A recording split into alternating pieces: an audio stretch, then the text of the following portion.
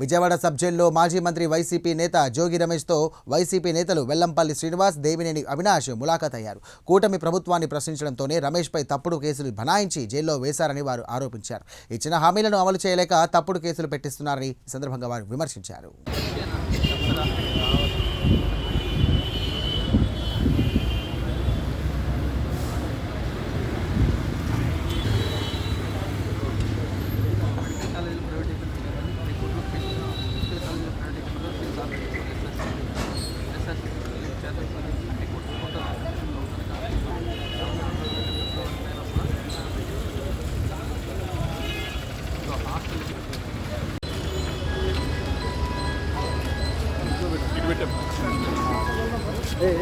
కంగారు పడమా వచ్చే జోలు తీసుకొని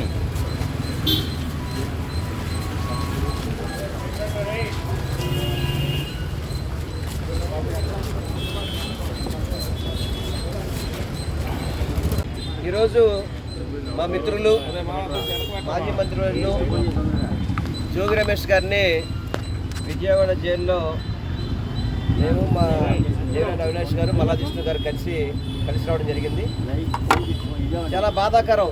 ఇన్వాల్వ్మెంట్ కానీ కేవలం ఈ కూటమి ప్రభుత్వాన్ని ప్రశ్నిస్తాడని చెప్పని చంద్రబాబుని, నారా లోకేష్ వీళ్ళందరినీ కూడా గట్టిగా వారి యొక్క వాయిస్ నిలదీస్తున్నాడని చెప్పని తప్పుడు కేసులు పెట్టి వాళ్ళు సందులో ఉన్నంత మాత్రాన ఎవరైతే కల్తీ మద్యం సాక్ష్యాలు తప్పుడు కేసులు పెట్టి కోర్టులను కూడా తప్పుదోవ పట్టించే విధంగా ఈ కూటమి ప్రభుత్వం పనిచేస్తుంది.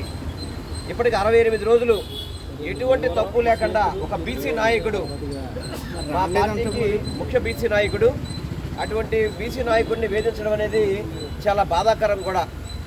ఎందుకంటే ఎప్పుడు కూడా తప్పు చేయని వ్యక్తి, ఎప్పుడు కూడా బీసీల గురించి, బడుగు బలహీన వర్గాల గురించి వారందరి కోసం కూడా గొంతెత్తి మాట్లాడే వ్యక్తి.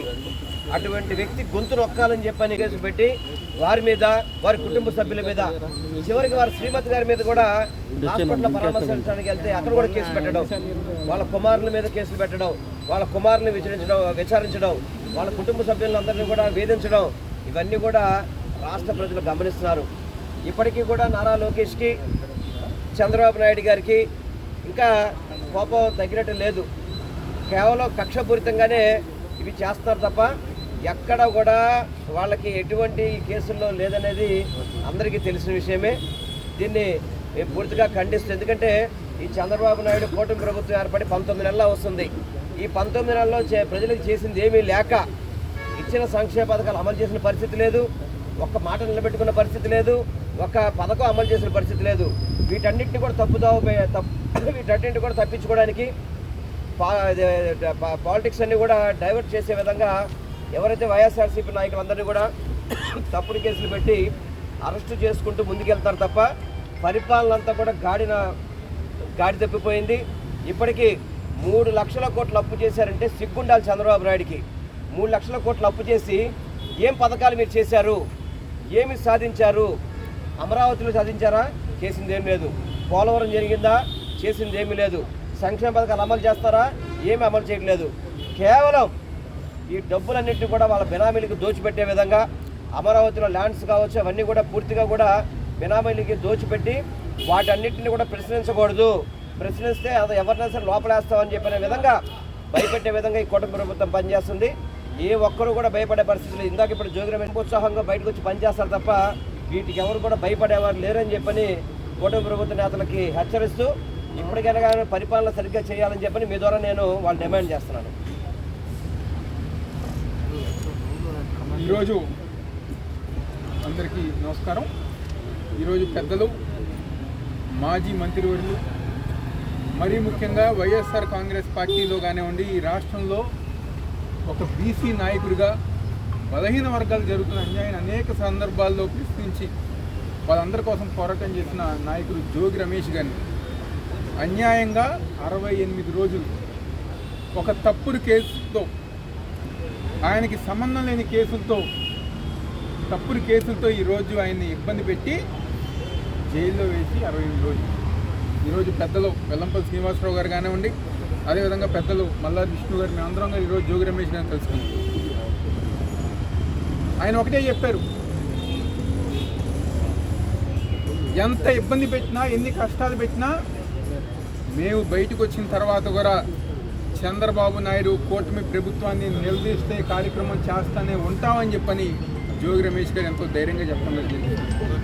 ఇలాంటి కేసులకి మేమేం భయపడం, ఇలాంటి తప్పుడు కేసులకి, తప్పుడు అరెస్టులకి మేము భయపడం. జగన్మోహన్ రెడ్డి గారి ఒక నాయకత్వంలో వైఎస్ఆర్ కాంగ్రెస్ పార్టీకి ఇంకా రెట్టింపు ఉత్సాహంతో మేము పనిచేస్తామని చెప్పి జోగి రమేష్ గారు వాళ్ళ సోదరులందరూ గారు వాళ్ళు చెప్తున్నారని చెప్పి అందరూ ఈరోజు ఈ కూటమి ప్రభుత్వం ఏదైతే ఈ తప్పుడు కేసుని ఏదో ఒక రకంగా తప్పుడు సాక్ష్యాలు, తప్పుడు ట్రాన్సాక్షన్స్ అన్నీ గారు చూపించి ఏదో ఒక రకంగా దీన్ని చేయాలని చెప్పని వాళ్ళు ముందుకెళ్తున్నారు జరుగుతుంది. ప్రజలందరూ గారు గమనిస్తున్నారు. మీరు చేసే తప్పుడు రాజకీయాలన్నీ గారా ప్రజానికం గమనిస్తాను సందర్భంగా చెప్తున్నాం. ఈరోజు ఎప్పుడేంపత్రంగా దాంట్లో గారు కేసులో గారు పెడతాం గారు జరిగింది. అదేవిధంగా ఎంత సిగ్గుచేటి విషయం అంటే వాళ్ళ కుటుంబ సభ్యుల పైన ఆ రోజు అన్యాయంగా అరెస్ట్ చేస్తే సాయంత్రం పూట హాస్పిటల్కి వాళ్ళ సతీమణి గారు కానివ్వండి, వాళ్ళ పిల్లలు కానివ్వండి, వాళ్ళ అమ్మాయి కానివ్వండి చూస్తానికి వస్తే చూసినందుకు వచ్చినందుకు వాళ్ళ మీద తప్పుడు కేసు పెట్టారు.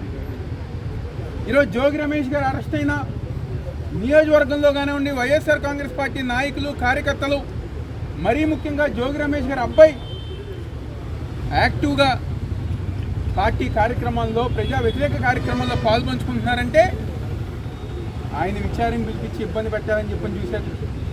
మొన్న జగన్మోహన్ రెడ్డి గారు ఒక పుట్టినరోజు కార్యక్రమం ఘనంగా వేలాది మంది ప్రజానీకంతో నిర్వహిస్తే ఆయన పుట్టినరోజు కార్యక్రమం చేశారని చెప్పని మళ్ళీ వాళ్ళ అబ్బాయి మీద మరొక కేసు పెట్టారు. అంటే ఒక సిగ్గుమాలిన రాజకీయం. పిల్లల మేర, ఇంట్లో ఉన్న పిల్లల మేర, ఇంట్లో ఉన్న లేడీస్ మేర గారా కేసులు పెట్టే నీచమైన పరిస్థితికి ఈరోజు చంద్రబాబు నాయుడు కూటమి ప్రభుత్వం దిగజారిపోయిందని చెప్పిన సందర్భం. ఎన్టీఆర్ జిల్లా అధ్యక్షులు అవినాష్ గారు, మాజీ మంత్రివర్యులు వెల్లంపల్లి శ్రీనివాస్ గారు, అలాగే మేమందరం కూడా అక్రమంగా, అన్యాయంగా, కక్ష సాధింపు ధోరణితో మాజీ మంత్రివర్యులు జోగి రమేష్ని అక్రమంగా కేసులు నమోదు చేసి జైలుకు పంపించినటువంటి సందర్భంలో వారిని పలకరించడానికి వెళ్ళాం. ఉన్నది తెలుగుదేశం ప్రభుత్వం, ఉన్నది కూటమి ప్రభుత్వం. కానీ జోగి రమేష్ నేరం చేశాడు, జోగి రమేష్ తప్పు చేశాడు అని చెప్పని నిస్సిగ్గుగా, శాతకానితనంతో ఆయన మీద అక్రమంగా కేసు నమోదు చేయడం జరిగింది. ఇక్కడ కాదు, తెలుగుదేశానికి సంబంధించినటువంటి ఎన్నికల్లో పోటీ చేసినటువంటి అభ్యర్థి జయచంద్రారెడ్డి